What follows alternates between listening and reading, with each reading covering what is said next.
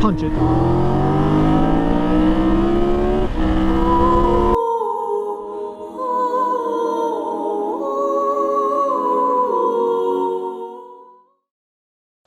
Hello everyone, my name is Ian, you're watching Big Rock Moto, and thank you so much for tuning in today. So Triumph have made the bold claim that their new Tiger 1200 beats the BMW GS in many key areas. Not too long ago, I did a full review of the 1200 GT Pro model, which is the more road-oriented model in the lineup.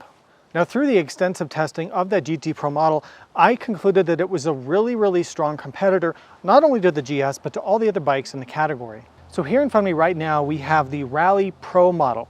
Now, to understand where this fits in the lineup, I'll link my model guide again here below, just like I did in my last Tiger 1200 video, and I'll put it up on the screen here briefly.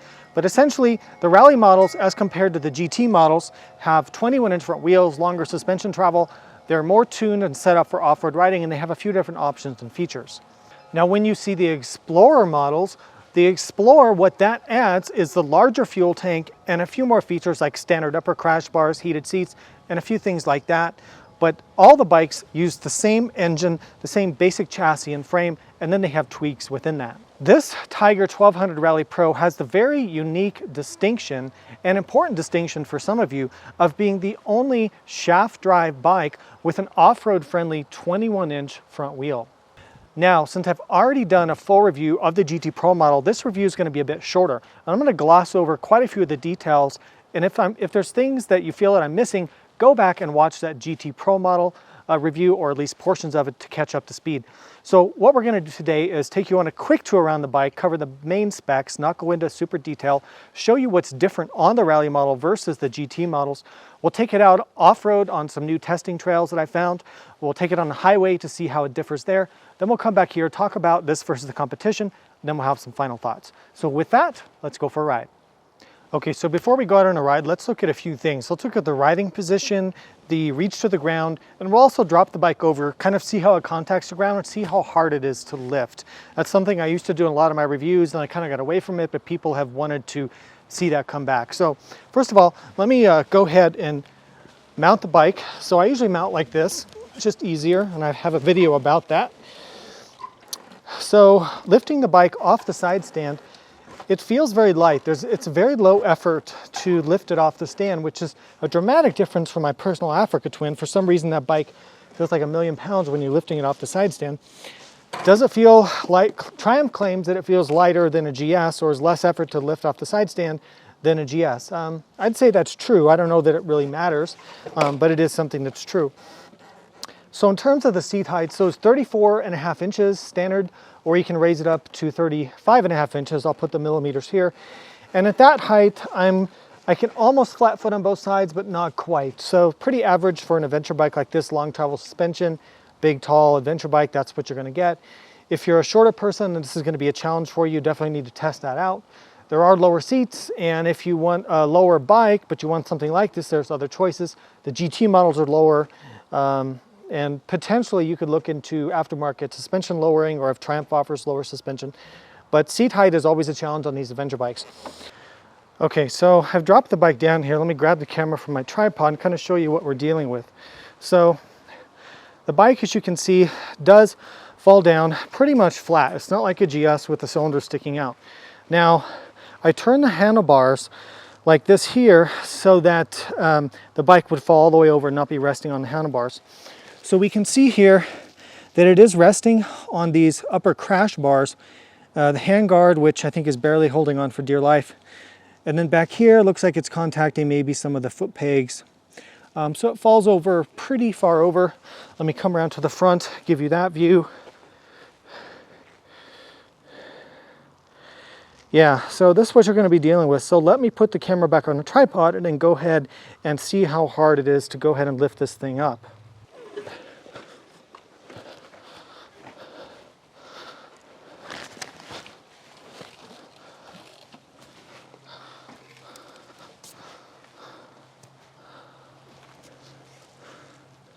All right, so now that I'm breathing heavily, you can make fun of me for being out of shape, which is fine, but the bike's pretty difficult to lift. It's hard to get a hold on it. falls pretty flat. It feels every bit of 550 pounds when you're trying to lift it. And after lifting the GSs that I've owned quite a few times, this is definitely a lot harder because you're lifting it from all the way flat. Now let me grab the camera and kind of show you where it impacted. So it impacted here. You can see kind of some scratches here on the upper crash bar, so it was kind of resting on that. The handguard here took pretty good beating, and this would not be sufficient for really off-road riding. And then it was also resting here kind of on the passenger foot pegs and the driver's foot pegs. The lower engine bar also is taking quite a bit of the weight. You can see the scratches on that. We won't tell Triumph now, will we? And then I don't see any impacts or marks back here. So again, I think it's the, the handguard. Both the crash bars seem to do their job, although this was a static drop, not a crash while you're riding. And then the foot peg, so typical stuff, and seems like you would definitely want to have these crash bars if you own this bike. All right, let's take a quick look around the Tiger 1200 Rally Pro, then we'll get it out for a ride. So like I mentioned, we already did a full review of the GT Pro model, so I'm not going to go into every single detail. And if there's things I'm not talking about, go watch the other video and you can get filled in on all the specifics. But we'll talk about what's different. I'll show you what's different from the GT Pro. So you can probably notice the whole bike sits higher off the ground, right? So with the Rally models, they're giving you a longer travel suspension, more ground clearance. It's more set up for off-road. And one of the biggest differences is starting here at the front with a 21-inch spoked front wheels. So not only are the wheels different sizes than the GT Pro model, but also they have spokes instead of cast wheels, so they're better able to absorb off-road impacts. Another big change with the Rally Pro model is going to be the suspension. So it's the same suspension components, the Showa EERA semi-dynamic electronic suspension, which is really great. We've talked about that. But this has just under an inch more travel. So you've got about 8.7 inches of travel here, and I'll put the millimeters below, versus about, I think, 7.9 on the GT Pro. So they're giving you more travel for that off-road terrain, but that has the effect of lifting up the whole bike, and your seat height ends up being about an inch higher. So what are the other basic specs you want to know? So if you don't want to watch the other video, just real quickly, you've got an 1160cc inline 3-cylinder Triumph's famous triple engine. It makes 148 horsepower and 96 foot-pounds of torque, hooked up to a 6-speed manual transmission with a slipper clutch. Fuel tank 5.2 gallons or about 20 liters. Couple things I also want to note: you see these upper crash bars, these are not standard on this bike. Those are an optional extra. If you get the Explorer models, the bikes with the larger gas tanks, they do come standard with upper crash bars. The Rally Pro comes standard with the lower crash bars, but not the upper. So just something you need to know if you're shopping for this bike. Also, this piece here is the mount for the top case, which is an optional Triumph accessory, which does not come standard with the bike, of course. What else do you want to know? So same kind of setup, same brakes. This has the Metzeler Karoo street tires, which are kind of a 70-30 or 80-20 street bias tire, but they definitely have a little bit more grip for off-road compared to the tires that you get on a GT model. You can see the bikes do have a center stand, which is a nice thing to have. Let's take a look here. So if I jump up on here real quick, the cockpit and controls and all the instruments are the same essentially as the GT Pro model. So you've got all your left-hand controls here, heated seat, the fog light switch, fog light switch, high beams, the joystick controller, which I always get confused with the turn signal, and you've got the controls over here for engine stop, start, run, things like that, home button. So, and then you've got the same adjustable windshield, which you can grab either up here or on this bar and pull it up and down, and you still have these side wind deflectors. The only thing that's different with the Rally model is that you do have different riding modes. So if I go here into riding modes, I've got road, sport. Off-road did come on the GT Pro, but what I have now is off-road Pro. So I can turn my rear ABS off, which it comes standard set up for off-road Pro to turn the rear ABS off. Off-road throttle map, traction controls off, although you can configure that how you want. You also have configurable rider mode too if you want to set up something custom.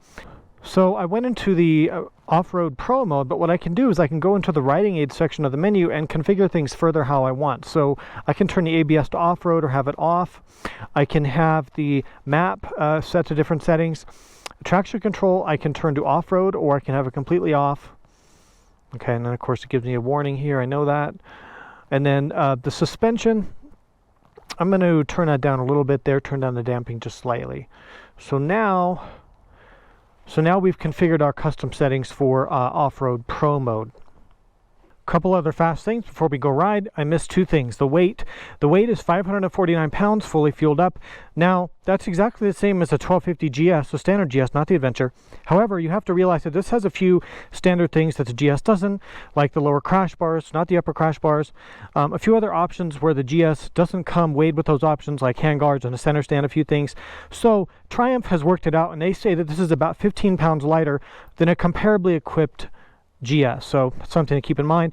Also, the pricing, the Rally Pro is $22,500 base price here in the US, which makes it just perfectly in line with a 1250GS compared real similarly to this. Okay, we're here at a new off-road testing area that I'm going to start using for some of the videos. Those of you who watch all my videos, you might notice it's a little different. Let's test the Tiger 1200 Rally Pro off-road. So I've got it set up. I put it in the off-road pro mode. I wanted to have ABS off and traction control off, just to have the most control of the bike and to really be able to show you how this thing is to ride if you turn off the safety nets. One thing I have noticed that I don't like is that you don't have a traction control that has a multi-levels of adjustment. So you have like different sensitivities like off-road, on-road. You can turn it off, but you don't have like 1 through 9 or 1 through 7 like something like an Africa Twin or KTM 890. Some of those bikes do have. That's a feature I really would like to see here that I think they should consider adding. So with that said, let's start this up. Let's start by doing some slow kind of circle 8s or U-turns to see how the slow speed control is, because some of the other journalists have been complaining that the slow speed fueling and kind of clutch take up and initial throttle response is a little jerkier than they would like. So let's see.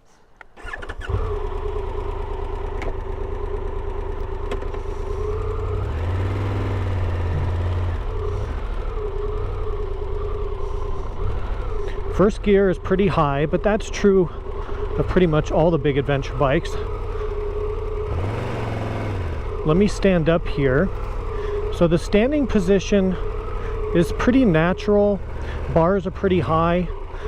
The bike feels pretty well balanced at low speeds. Not as good, maybe not as good as a modern GS, and that could be to do with something inherent with the Boxer engine design. But I can still ride at slow speeds. I do agree that the bike does want to stall. It's not as good at low speeds as the GS or some of the other adventure bikes, and that's something I think Triumph could work on.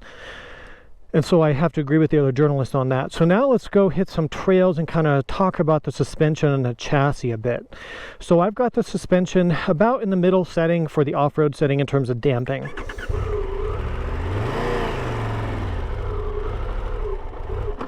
So see, yeah, it likes to stall a lot. If I just let the clutch out and try to ride at low speeds, it doesn't like that too much. Now if I get rolling, I can maintain about 10-12 miles an hour in first gear. Let's start to pick up the pace a little bit here, see how the suspension feels.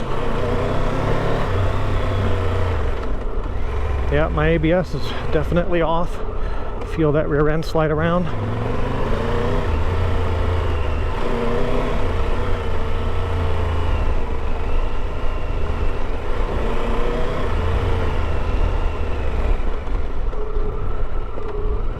Let's go down this trail.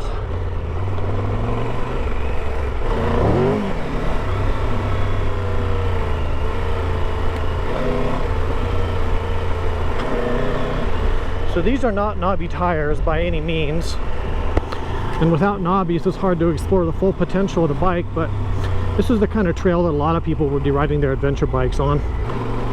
I can already tell you, I mean, one point of reference I do have, well, I have a few, you know, the GS. I've ridden just about all the big adventure bikes, but I've owned the GSs, the recent ones. I have my Africa Twin 1100, which has the same suspension system as this, the same show electronic suspension. I can tell that Triumph did a better job with the spring rates. The Africa Twin has very soft spring rates from the factory. Now, these feel a bit better, a bit more suited to off-road and aggressive riding than the Africa Twin does.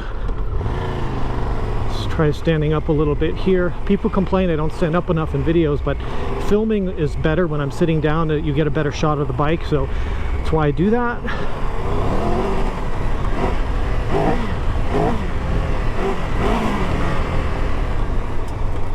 I mean, it's that great Triumph engine. The engine's fun and engaging to ride. It just doesn't have the really smooth on-off throttle that I would like to see in an off-road adventure bike. And I do have the throttle in the off-road setting, which is supposed to make it a bit softer.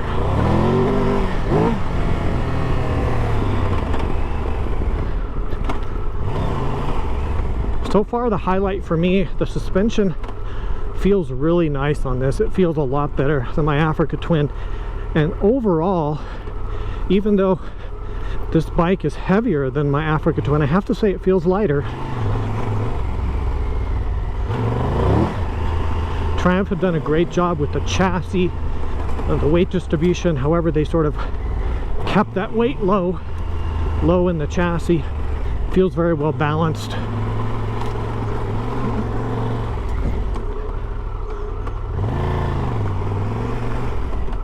I can slide the back end around to back it into corners. Ooh, there's that. These tires don't have much grip and it's kind of loose soil here. Hit some bumps. Yeah, I like the suspension a lot.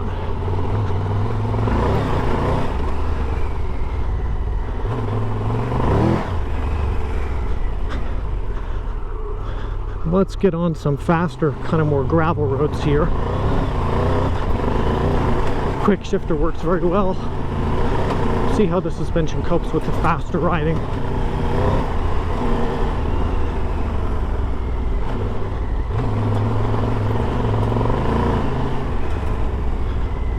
So in second gear, just to show you, if I kind of idle it down in second gear, I can go about 13-15 miles an hour in second gear, and it's pretty smooth.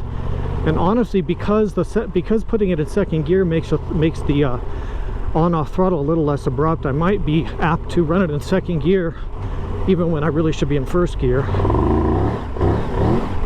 Tire spins up really fast.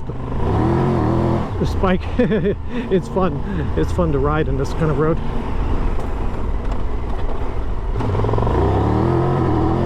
Oh yeah.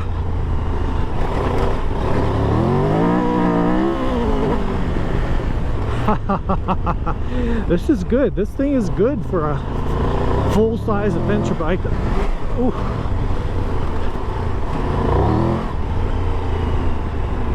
I think more aggressive riders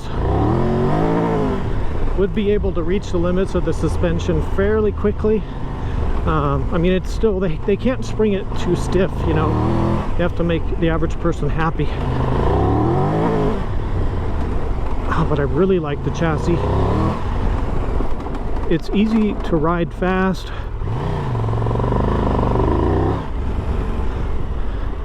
So man, this would be a great bike. I probably should have got this instead of the Africa Twin, honestly. This is a better machine. Of course, it does cost a lot more money. This is $5,000 more than my Africa Twin was.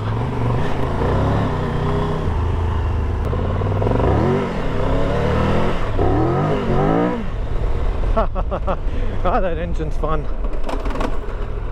Let's try a little bit more slow speed stuff. See if I can navigate through these rocks here. So if you're really good with the clutch and feathering the clutch, you can still navigate at slow speeds. It's just not quite as smooth as you might like.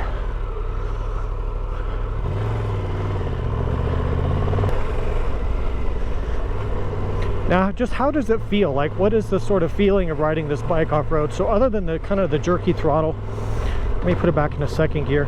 I would say that this feels a lot more natural in terms of the suspension and the chassis than a 1250 GS does by far.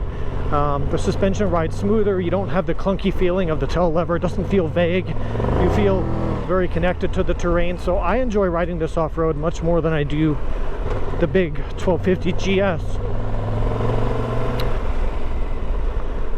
Now, compared to other big adventure bikes like maybe Africa Twin 1100, I feel like it's better than that. It feels lighter and it feels more well balanced.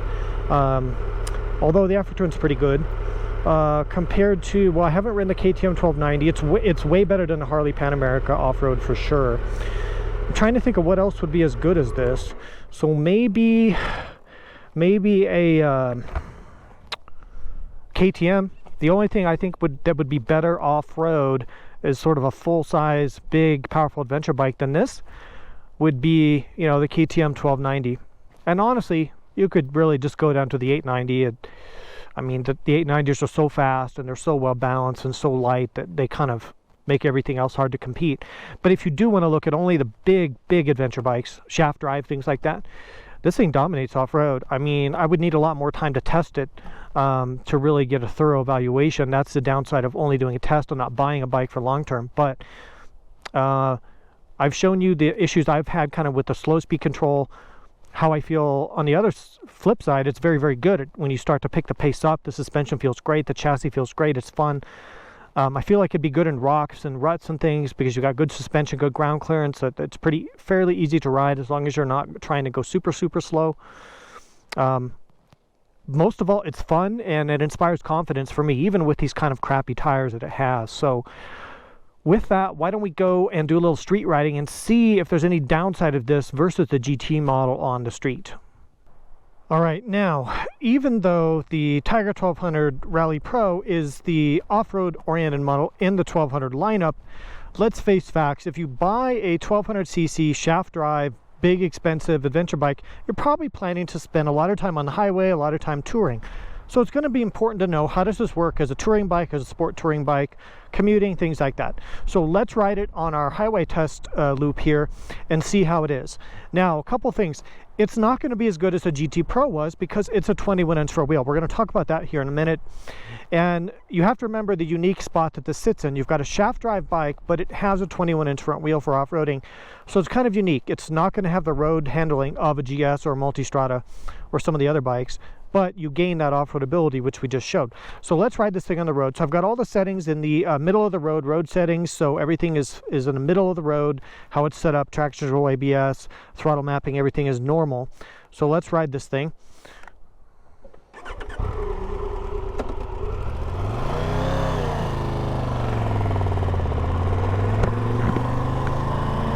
Even on the road, I find the clutch engagement to just be a little bit weird. I'm not sure why.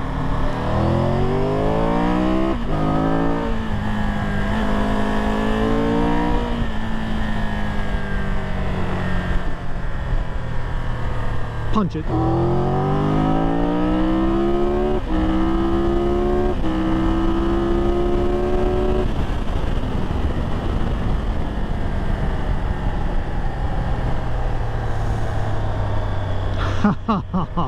Okay, man, my camera got blown over here. Just like I showed in the GT Pro video, this engine rips. It sounds intoxicating, it's emotional, it's soulful, it's joyful. When you get it up in the rev range, man, this thing really flies. You feel that 148 horsepower. Let's talk about the other aspects. So let's talk about the handling. So the GT Pro I showed was a great handling road or sport touring bike.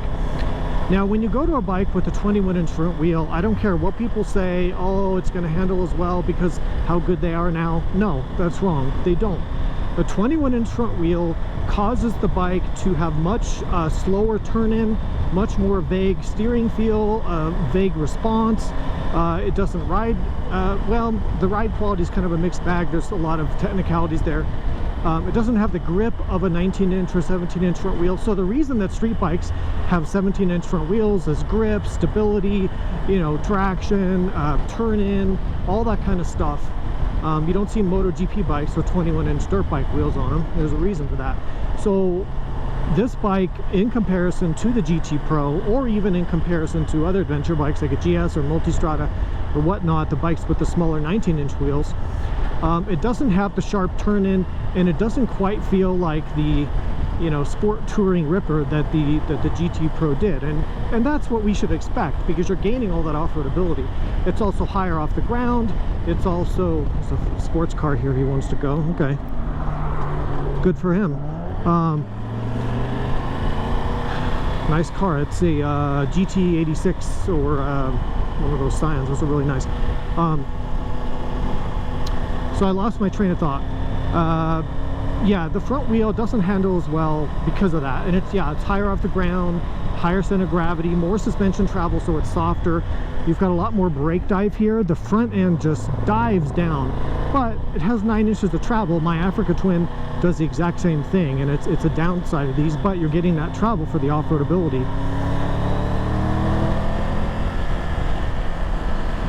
So you can still rip up the pavement pretty good, but just not with the same confidence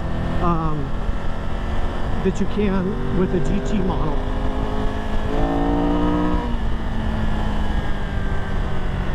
Let's talk about I talked about the wind buffeting and stuff on the other bike, but the wind buffeting is about average. It's not as good as the GS, which everyone compares us to, but it's better than some bikes, so I would put it kind of middle of the pack. I feel like they could work on the refinement of that. Everything else, the handlebar is wide like you would expect.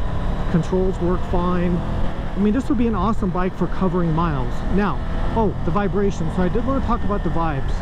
So if I keep the bike in an artificially low gear here, like second gear, so above about 4,500 RPM, you start to feel the vibes come through the foot pegs and the handlebars. They're not terribly intrusive. They're at 6,000 RPM, you can feel them more. And you're not going to be cruising at 6,000 RPM unless you're on the Autobahn. So I don't think it's a huge deal, but it's not as smooth as some bikes. You do feel more of those engine vibes. It's just that cross-plane triple. That's just a characteristic that this thing has.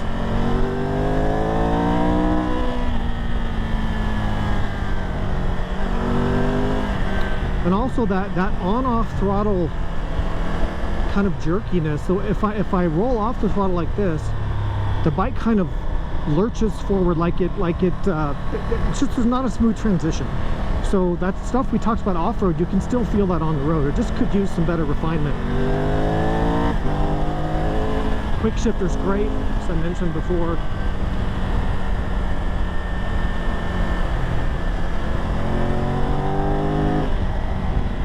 Yeah, there's a lot more up and down with the suspension just because it's set up for off-roading. All right, we're back from the ride. I hope you all enjoyed going on that ride with me as much as I did having that ride for myself. It's a very fun bike to ride.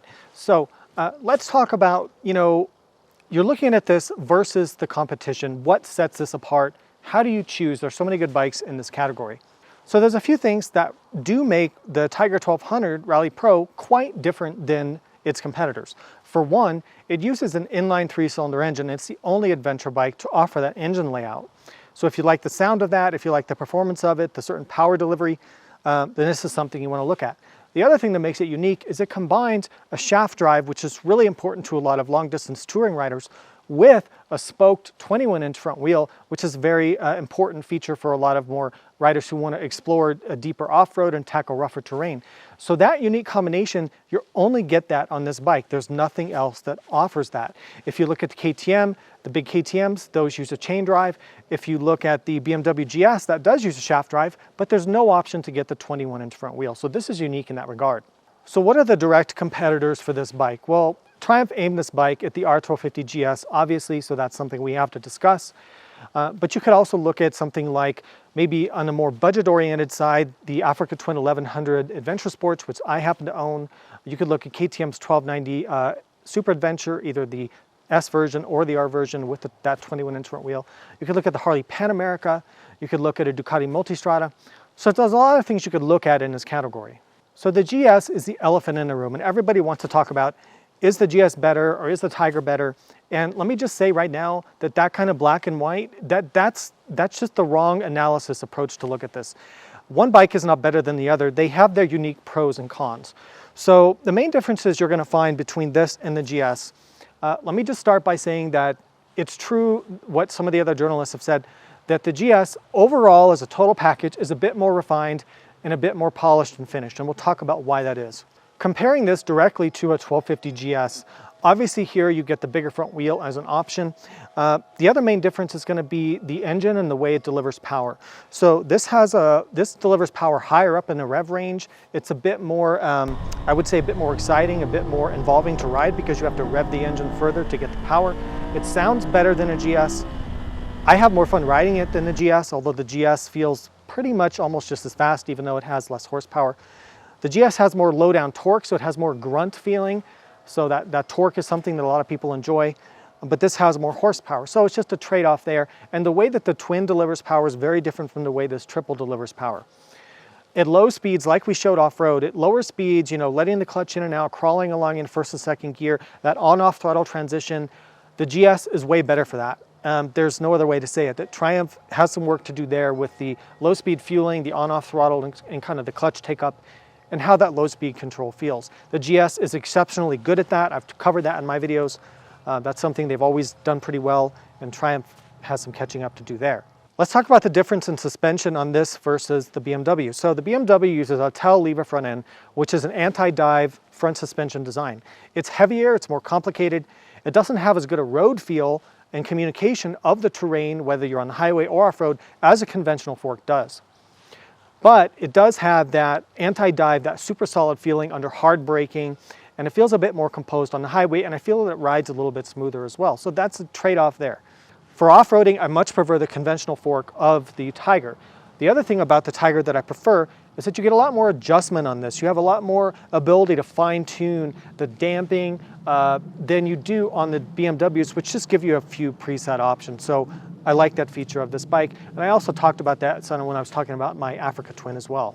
As an overall package, yes, the GS is a little more refined. Has better fueling, the engine's smoother, the wind protection, it doesn't have as much buffeting, the windshield works better. The electronics work a little bit smoother and more well integrated on the GS. I like the TFT better on the GS. But the Triumph gives the BMW a run for the money in many areas. It's a very exciting engine, it's fast. Off-road, this handles better. This is the better off-road bike in most situations than the GS, except for those low-speed kind of crawling situations that I talked about. So there's a lot of pros and cons here, and there's no clear winner for that. Let's talk about a few of the other bikes. So the Africa Twin 1100 Adventure Sports, I own that bike. Going to have a lot more videos on that coming out. That's the value leader in this segment. That's one of the reasons I chose to buy it for long-term testing. At around $17,000, it undercuts this bike by $5,000, which is a huge price difference. Has less power. It's not quite as refined. It lacks some of the features like the, it's not quite as feature-laden as this, but it stacks up pretty well. And again, you're down quite a bit on power. Now we can make a whole video talking about full-size adventure bike like 1200s compared to mid-sizers like 700s to 900s. So that's a whole topic, and it could take forever to get into that. But I did test the Tiger 900 Rally Pro, and after riding both of these, my overall thought is that, you know, the 1200 in most situations is frankly overkill. I'm not sure that you need all this. The one main feature that you do get, there's a couple things. The electronic suspension is great, works really well. You can adjust it with a button. The other thing is the shaft drive. So those are big things that you're paying more to get this. Also, you have a lot more horsepower and torque here than with a 900. But in practicality, I'm finding it hard to justify the $5,000 or $6,000 difference between this and the 900 Rally Pro. And I can make the same comparison to an 890 Adventure from KTM, to, I don't know, any of the other mid-sized adventure bikes that we could talk about. F850GS would be another example. But again, that's a whole other topic for another day. But for most people, this is overkill. This is a lot of technology and power, and I'm not sure you need all that. Final thoughts on the Triumph Tiger 1200 Rally Pro. So this is now the second version of this 1200 Tiger that I've tested. And there's a total of 5 versions in the model range. And after spending considerable time with both of these models, the GT Pro and now this Rally Pro, I can definitely, very confidently say that I feel this is one of the leaders in this full-size adventure category. Something that really stands out about what Triumph did here is they gave us 5 models to choose from. So if you're more of a road-going person, you can get that 19-inch front wheel, the lower seat height, the better handling on the pavement. If you want the larger fuel tank, you can upgrade to the Explorer model in either the GT or the Rally. If you want to go off-roading a lot, then you can get these spoked wheels with the 21-inch front on this 1200 platform. So I love that. No other manufacturer is giving you that much sort of customization ability or selection to choose from with one particular chassis and engine and basic model. So good job, Triumph, on that. I think that gives people a really good selection of choices. I will have to agree with quite a few other journalists and YouTubers out there, not only because of what they've said, but because of my own testing has verified to me that overall, it's not quite as polished and refined as a GS. But I'm not sure it needs to be, because in some ways the GS is so refined that it lacks a little bit of character and personality for me. And there's so many of them on the road as well. And of course, this is new, you're not going to see as many of these yet. Overall, this connects with me a little bit more emotionally. The GS connects with me a little bit more in the head, if that makes sense. It's kind of a head and a heart kind of battle. I feel like I have a bit more fun riding this, more engaging, but the GS technically is probably better in many ways, and it's more refined overall. So tough choice to make there, sort of between here and here. As always, I just want to say thank you so much for watching. There's a lot of ways you can support Big Rock Moto in the description below. I sincerely hope you found this useful. Other than that, please ride safe. We'll see you out there.